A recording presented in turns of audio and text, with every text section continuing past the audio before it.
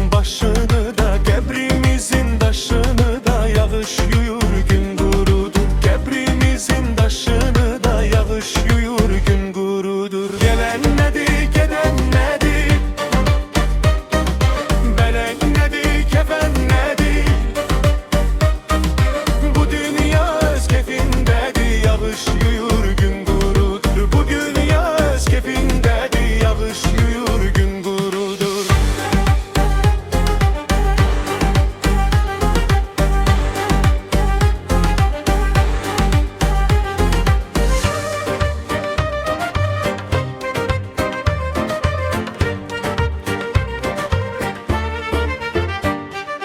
Ulduzların tozunu da, lap güneşin özünü de.